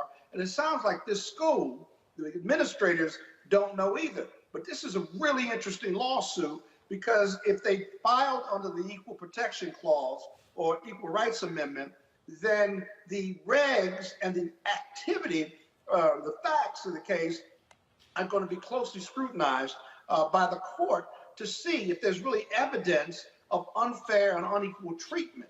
If it is, you got a constitutional violation, civil rights violation, and this case, whether it's local, if you will, and it's against the administrators of the school, it's really going to be about the school district, right? And if it gets appealed, this case in and of itself, long way away, could go to the Supreme Court. It'll be interesting to watch if the school district doesn't settle. Robert, you're there in Georgia. Your thoughts?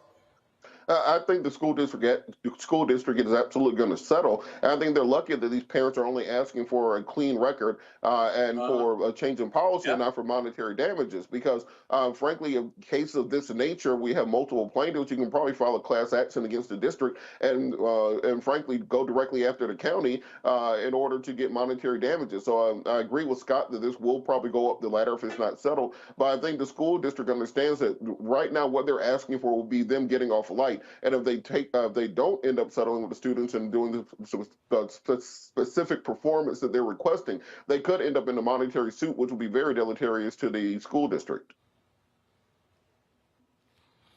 Monique? They'll change the lawsuit also. The right lawyer will amend it, put in the constitutional violation. Monique, your comment. And then ride it out until it can't go any further, even if they try to settle. It'd be a big case. You done, Scott? Yeah, I had one other thought, but it's your show, so I'll pass for now. I mean, man, I said, Monique, your thoughts 3 times. Oh, I didn't hear you. Honest, I didn't. Yeah, that's the problem. Okay, when you keep talking, you can't hear. Well, I'm very insightful. I'm sorry. Monique, please. Go right ahead. Yes. Monique. I agree with Robert and with the chatty one, Scott, on this. Whatever they do has to be uniform. Carrying around a flag is not the same as wearing paraphernalia that maybe the policy says that they can't wear. I don't know the specifics on what the policy did and did not say. It has to be uniform across the board, and hate speech. The Confederate flag in certain circles can be viewed as a threat in and of itself, as it should be. And I think there's actually case law about that. Scott's the smart one in the family, so he would know. It's in the fighting word language. No. He's not the smart No, one. we're not going back to Scott. We're not going back.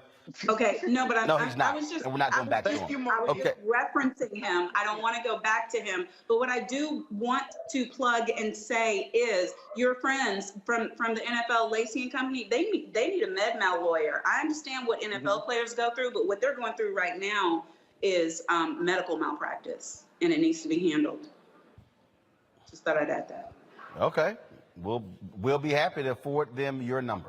All right, y'all. Let's talk Not about my number. In Ohio. Yeah, no. Or Rob, one of y'all lawyers can take it. All right, let's talk about Ohio, where some parents are upset that some whites-only signs and black-only signs were placed on water fountains. School officials said the signs were taken down within 30 seconds. No one saw them. The principal, Aaron Davis, sent this letter to parents. Earlier today, Coleraine High School administration was made aware of an inappropriate and racist message that was displayed at CHS. The administration is taking this incident very seriously, as matters of racial insensitivity are not condoned or tolerated. We're currently in the process of investigating this matter. At this time, we have identified 2 students who were involved. Additionally, we have been made aware that the posting has been shared on social media. Any student, including those who are found to have taken part in sharing the post online, will also be subject to disciplinary action. The actions that were displayed do not reflect the values and culture of Coleraine High School or the Northwest Local School District. CHS stands firm on creating a culture of inclusivity, respect, kindness, and compassion. As a school community, it is our responsibility to make sure that our CHS family uphold and live out these values. We will not stand for intolerance of any kind and will discipline any student who participates in displaying intolerant behavior. The 3 students involved, they were indeed disciplined. All right, then. Well, got it. Now we know exactly how y'all feel about that. All right, y'all. Got to go to a break. We come back. We're going to talk with Marvin Sapp about a new CD he has. Also, our Fit, Live, Win, our Tech Talk segment. It deals with a Get Fit Go app. We'll talk about that as well. So, and then, of course, I'm here in Cedar Hill, Texas, folks. In less than 20 minutes, I'm going to be moderating a town hall with Texas State Representative Jasmine Crockett. We're here at the Community Missionary Baptist Church in Cedar Hill. She is in a runoff against Jane Hamilton to replace, to get the Democratic nomination to replace Congresswoman Eddie Breedis Johnson, a longtime member of Congress who is retiring from that position. And so we'll be having that town hall after this. Folks, if you're on Facebook and YouTube, be sure to hit that like button. Let's hit 2,000 likes, y'all, on YouTube. It's more than 3,000 of y'all watching. Go ahead and hit that button. Let's make it happen. If y'all also want to support us, please download the Black Star Network app. If you're having issues watching on Facebook or Twitch or Instagram, on YouTube, then all you actually have to do, folks, is download the Black Star Network app. And again, it's available on Apple phone, Android phone, Apple TV, Android TV, Roku, Amazon Fire TV, Xbox One, Samsung Smart TV as well. You can download it again on any of those devices, your iPad, you name it. You see right here, I've got them right here on both of my devices right here. Come back to me, please. Thank you very much. And you'll see today's show. Again, you hit that button. You can watch live. And then, of course, it's going to come up in a second. Let me do a full screen. And so you can actually see the show on your phone right here. And so another way for you to actually see it. And so, again, download on any of these. If you got multiple devices, download them on all different devices. And so there you go right there. Also, of course, join our Bring the Funk fan club. Our goal is to get 20,000 of our fans contributing on a minimum $50 each for the year. That's $4.19 a month, 13 cents a day for them to join our Bring the Funk fan club. Of course, there's no minimum, there's no maximum, and so we appreciate all the support. Cash or money orders, checks and money orders, P.O. Box 57196, Washington, D.C. 20037-0196. Cash App is $RM Unfiltered. PayPal is R Martin Unfiltered. Venmo is RM Unfiltered. Zelle is Roland@RolandSMartin.com. Roland@RolandMartinUnfiltered.com. We'll be right back.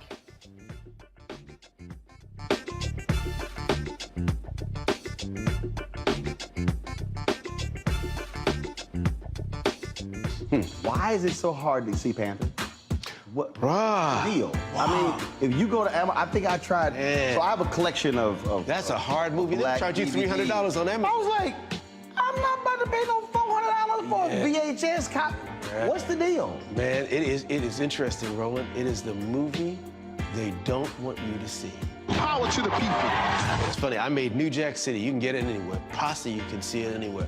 But a movie that says that it is not an accident that we medicated the black communities right around the time when they were getting militant, when you had the Panthers starting to organize, and people starting to vote and march on Washington. We let these communities get medicated. In fact, that comes up in The Godfather, you know, where they say, as long as it stays in the black communities. So we asked the question, they tried to ask us questions. I asked them, the reporters, when we did, I said, listen, why is it a 13-year-old boy in the hood can find a way to buy a gun, some liquor, or a church, or some crack, and yet you can't find them to arrest those people?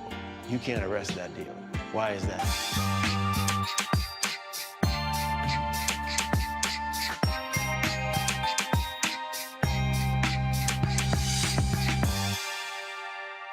Hi, this is Cheryl Lee Ralph. Hello, everyone. It's Kiara Sheard. Hey, I'm Taj. I'm Coco. And I'm Lily. And we're SWV. What's up, y'all? It's Ryan Destiny, and you're watching Roland Martin Unfiltered.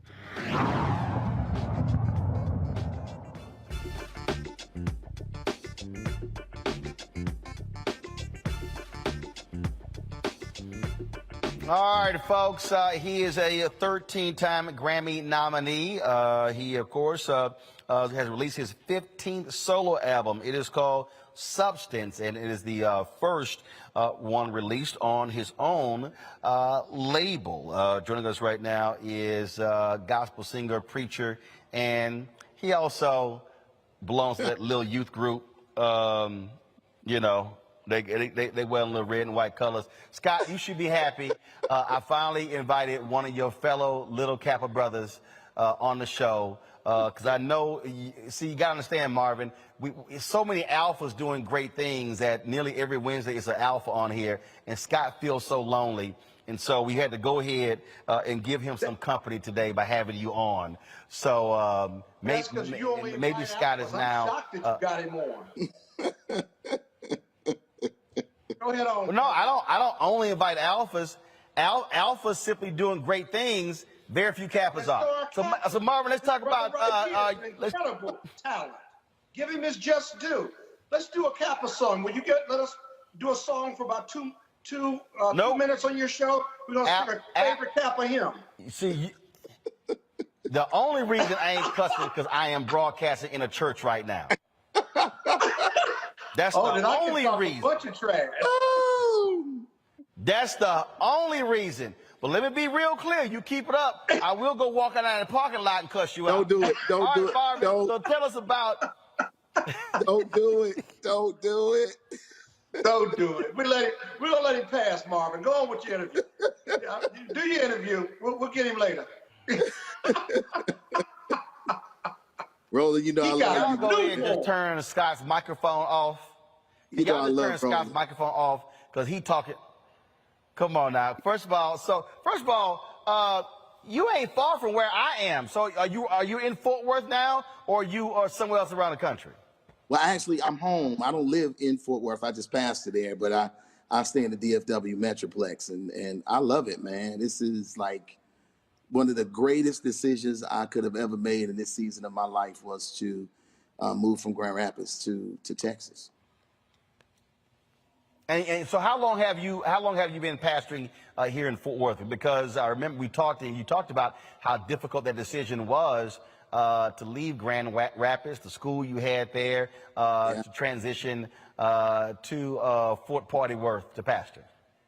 Well, I mean, let's see, it'll be 3 years in August. It'll be 3 years in August. When I first moved, which was a trip, it was great. I mean, a lot of people thought I left, to come to a mega church, and I didn't. I moved down here to pastor a church of approximately 250 people, and the church grew in 6 months from 250 to over 1,300 active, and then COVID hit, and but we transitioned, we shifted, and made sure that we were able to be, seen globally via all of our social media platforms and streaming, and and we grew in spite of. So I mean, I'm grateful. I'm thankful to be here. I'm chilling at my crib and just enjoying this 90+ degree weather. Well, look, I'm happy to be home with 90-degree weather. I got sick and tired of those 50s and 60s in D.C. But I do want to pick up on that point that you just made because, again, you said you left to pastor a church of 250 people. You know, we're living in an age where I guarantee you somebody's watching going, "Oh my, what was he thinking? I mean, why is he not leading a church with 4 or 5 or 6 or 10,000 members?" Take us through that decision because, so again, the average person would go, well, someone of his stature, I mean, that's beneath him. No, absolutely not. I mean, if you do a statistical study, you would find that, the majority of the churches in the country are only 75 members. I mean, so, and not only that, but, less than 1% of churches are over 1,000. So, just having the opportunity to, I don't know what just happened, but just having the opportunity to come down here and to start. Somebody watching you on the show decided to Skype you. Oh, no, well, It I don't probably know was Jamal Bryant. That was Monique. No, but Monique. I needed a change. I had a great church in Grand Rapids, Michigan, and I always tell people that mega churches are actually their relative, depends on where you stay. And being in Grand Rapids, Michigan, having a church there that had an active membership of over 500. We owned a college campus there where our charter school was, and did all of the things that we were able to do, and we're absolutely debt free. That was a great situation. But you never know how bad you need change until you get there. And with all of the things that had transpired in my life, and with my kids being grown, I just really began to pray and really talk to God about shifting and changing and moving someplace to start over fresh. And I had plenty of opportunities. Once I made the decision to shift, I don't know, it was like, God just opened up the floodgates, and there were a multiplicity of churches that gave me calls, wanted me to come and to move. And I just decided to come to Funky Town. So, it has worked for me. I love it here. My kids love it here. As a matter of fact, my son just moved here maybe about 3 months ago. He works for Amazon Web Services. So, I mean, like, it's a great church. It's grown, and we're doing some great things in our community. Let's talk about your new album. You open your own label. Talk about that as opposed to signing with someone else. What is it like owning, completely controlling your content as opposed to asking someone else for permission? Well, I mean, that's everything. I mean, for 33 years, I've been in this industry. And honestly, for 33 years, I've been on a major label. I started off with the company Word Epic, and then ended up signing with Verity, which was a division of Sony, and then RCA. So my whole entire career has been nothing but being controlled. And I just said to myself, after 33 years of being in this industry and having a great base, it was kind of easy for me to make that shift and that transition to wanting to be my own boss and controlling my own personal destiny, simply because of, I got a good audience. So I just believe that they're going to follow me wherever I go, as long as I keep doing what is consistent musically. And that's the way I try to keep it. I try to keep it churchy and funky all at the same time. So, being on this side, though, is absolutely different, because there were, when I was so accustomed to going into the studio, doing a record, turning it in, having them put together a stylist and doing all of those different things, it was easy, to be honest with you.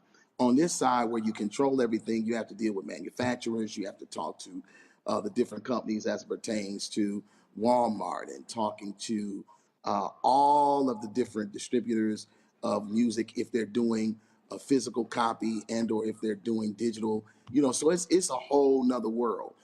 Having to make sure you calculate royalty rates and things of that nature, so you know how to pay people. But honestly, it's been fun because I'd rather be on this side and be my own boss and cut out the middleman than to be on the other side where, you know, I was probably one of the last ones to be paid.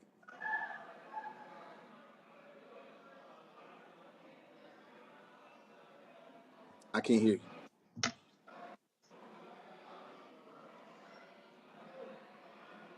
I can't hear you. Now, can you hear me now? Yeah, I can hear you now. I can't hear you now. Something just happened. I can't hear you, Ro.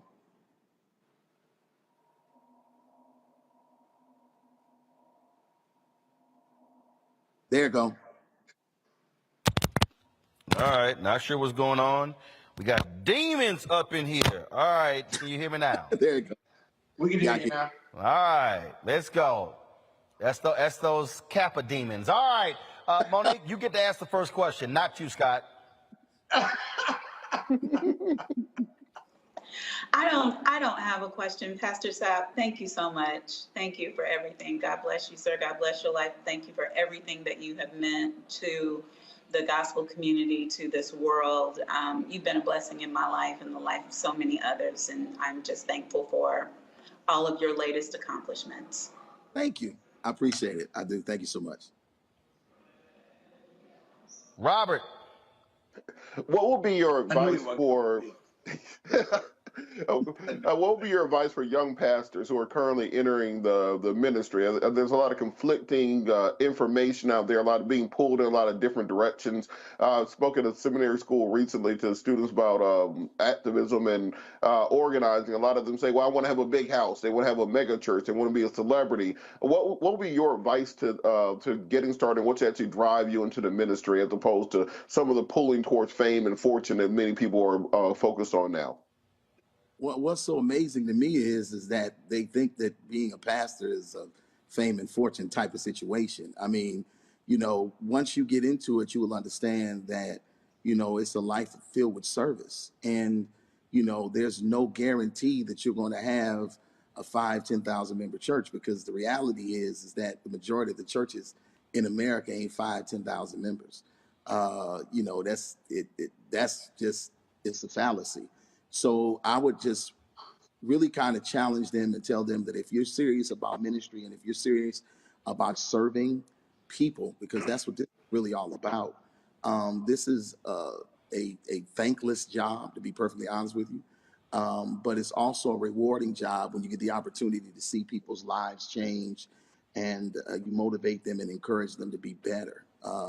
That's the reason why I got into ministry, because I understood that this was my life's assignment. It wasn't because I was looking for fame and or fortune. I got into it because I really wanted to see people's lives change through the Word of God, and I've seen it. So that's, to me, is what it's really all about. All right, Marvin. Well, we appreciate it. All right, I guess I'll go ahead. Whoa! I got a question. No way. Oh, no way. And you're in church. Come on, Scott. Hurry up. Okay. Hurry up. Okay, this is going to be good. I want to talk to Pastor Sapp about another part of his life that you wouldn't even imagine how I met him for the first time. 3 or 4 years ago, I was managing partner of Reed Smith, and Pastor Sapp and some colleagues of him came to the D.C. office, invited by Keon Pope, a former partner of mine, for Black History Week program. And he broadcast to probably 29 offices worldwide. We had about 100, 150 people there. Do you remember, Pastor? I do. And at the law firm of Reed Smith? It was fun. No, he don't remember. Yes, he does. Could I just get my question out? And so he talked about his life. Well, if you hurry up and ask the question, his love of music. I mean, you gave us that long meet and greet. Come on. Could I just finish? It was a very powerful interview to people that you didn't think he would normally understand or appreciate his gospel music. Everybody, black, white, yellow, and brown, was there. And so I want to thank you for that. And I want to also ask you, how often do you do that? Because it doesn't matter what music and what your calling is. I thought your interview was just super powerful about life as well as how you develop your music and your calling from God? Well, I mean, I do it often because, I mean, I just think that if you just keep it 100 and you be real about what you do and who you are and be as translucent as possible. I struggle with transparency because I just don't think you see everything about your life. But you need to be selective and discreet about what you show people and what you share. So, I mean, I get the opportunity to share my life with a lot of people. As a matter of fact, on the 21st of August, we just finished filming, and it will be out on TV One. The Never Would Have Made It story, Never Would Have Made It, that biopic. So this has given me an opportunity to be able to share aspects of my life and allow people to see things that most people don't know. They just know Never Would Have Made It. They know the preacher and singer, but they don't know the young man mess. So I'm really excited about having the opportunity to really share some things about my life with people so that they can see that no matter where you come from, no matter how bad things might have been in the beginning, that you still have the opportunity to shift, change, and make things better and make something better out of your life. Yeah, I certainly look forward to seeing it. Thank you, Roland. Listen, the album is available right now. It's available right now. You can all pre-order it. It actually comes out on June the 10th. It comes out on June the 10th, but you can pre-order it on any and or every one of your media platforms. You can go to my website if you want physical copy, because I do still understand that everybody is not, tech savvy. There's a whole lot of people that still want the CD so they can read the credits and stuff. But you can go to Amazon, any place that you get your music. I promise you it's going to be a great blessing to you. Substance is going to be hot. Well, also, what some folks don't know is that when they download music, they don't realize they don't actually own the music. You're actually licensing the music. Those of us who grew up, we have relatives who pass down albums. You actually can't pass down digital music without that username and password. And so the physical copy is still worthy. So yeah, I understand that. And Scott, you had no idea what I just said. Trust me. So you probably one of them physical copy people. All right, Marvin Sapp, always glad to see you. Again, one of the 2 or 3 Kappas I tolerate in my life, along with Jamal Bryant. You like me. You like us. You like us. You like us. We family. We brothers. We brothers. Look, y'all all need an alpha around y'all to hold y'all up, to lift y'all up, and to lay hands on y'all when y'all get extra. So, y'all be sure to get, Pastor Sapp get his new CD. And if y'all are in Fort Worth, give folks the name of the church so they can stop by and leave their tithe and offering when they come by. Well, just come by first. Chosen Vessel Church in the city of Fort Worth, Texas.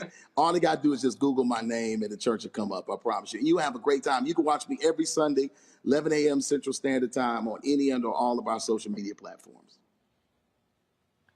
Now, Scott need to send you an offering. Scott, I think you should send your Kappa brother a $5,000 offering for a program at the church. I'm just going to go ahead and call that out. So Pastor Sapp, be sure to let me know when Scott's direct deposit went through. Let me know when it happened. Because if you were alpha, I would have done that. My money's tight. I'm a lawyer. Oh, now you no longer his Kappa brother. See how y'all are? All right, Pastor Sapp, I appreciate it. Thanks a lot. In the Bible? I love y'all, man. Take it easy. Lawyers, or was that the tax collector? The tax collector Jesus spoke ill of, didn't it? Scott, you ain't read your Bible in about 25 years. Yeah, but I know that. Thanks so much. I know that. I'll talk to you later, folks, man. I got to go to a real yes, sir, I appreciate it. Real quick break. We come back to Tech Talk for our final segment on Roland Martin Unfiltered, the Black Star Network, broadcasting live from CDO.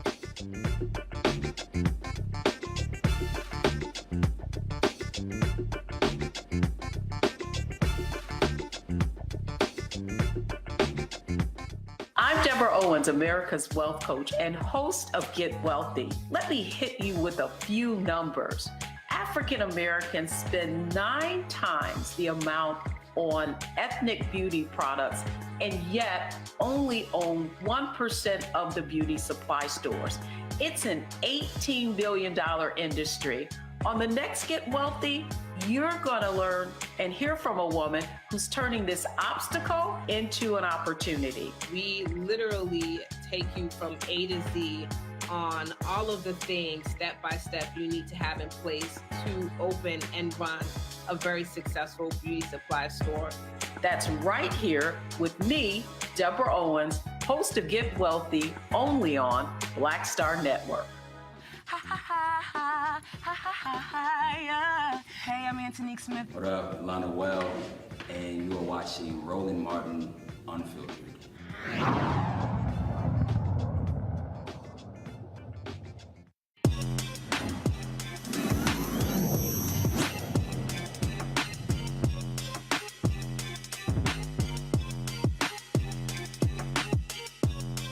Got it.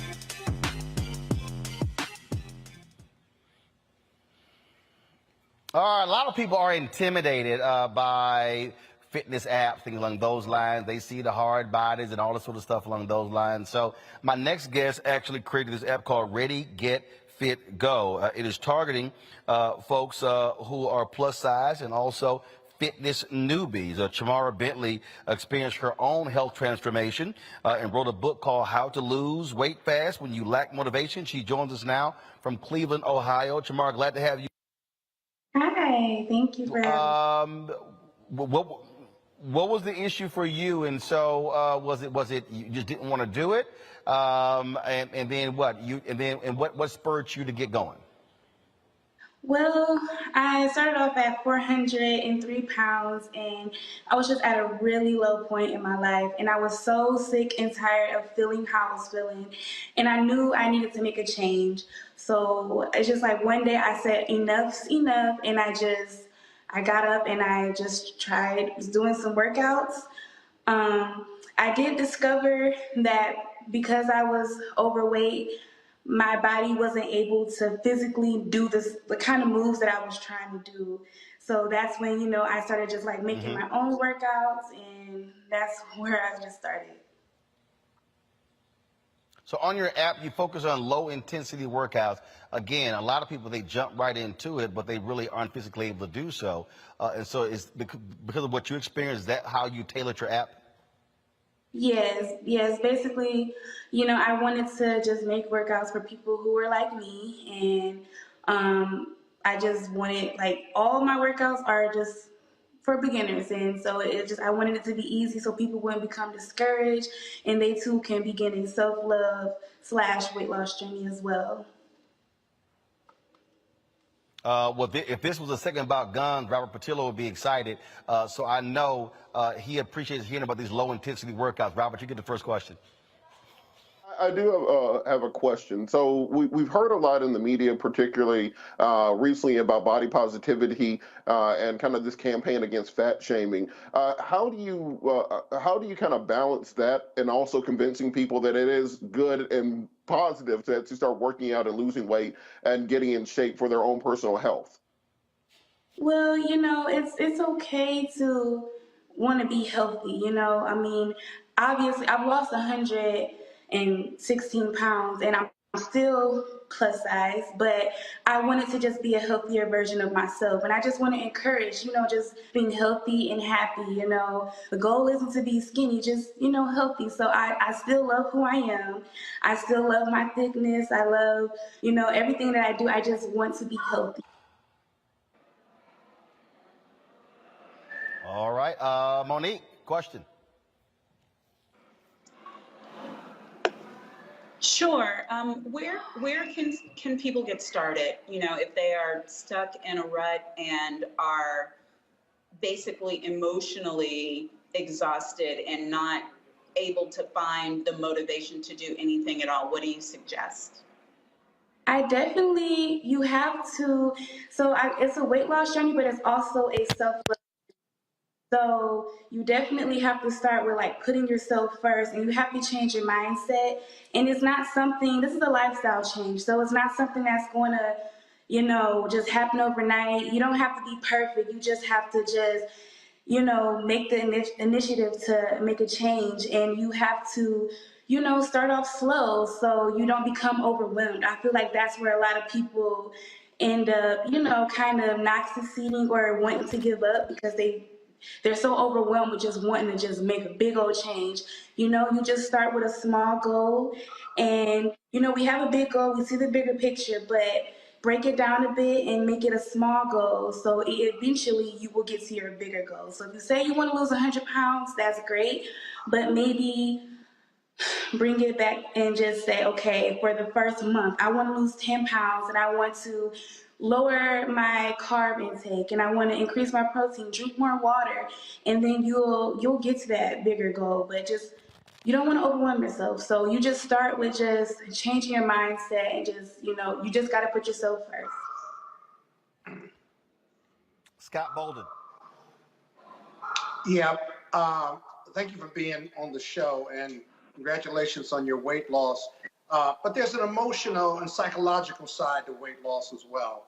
And can you talk a little bit about that, not just from a body image standpoint, but psychological dependence on food, how you interact with food, why you overeat, not you, but you generally overeat, and really, what's that battle like, notwithstanding the workouts and the app?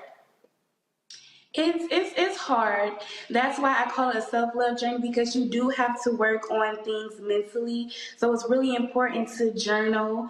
Everything's not going to work for every person, but you should start off with writing down your emotions, because a lot of people emotionally eat. And so definitely, just like I said, journaling and just looking in the mirror and just telling yourself positive affirmations. And you have to do the work. So it's a self-love journey as well. It's hard when, we all get cravings for certain foods, but that's what I talk about when it comes to setting small goals. So you can say, for the next 3 days, I'm going to, eat this, drink this, so you can kind of not become overwhelmed and fall back into your old habits. You become more proud of yourself and just stay encouraged. And it's like a mindset. So definitely just taking things slow and just writing things down is a big part of it, because it is mental with any change, not just weight loss. So. All right, the app is ready, get fit, go. Take us on all available platforms. Jamara Bryant, we certainly appreciate you joining us on the show, and good luck with the app. Thank you so much. All right, thanks so much. Take care. All right, Scott, Monique, Robert, I certainly appreciate y'all joining us on today.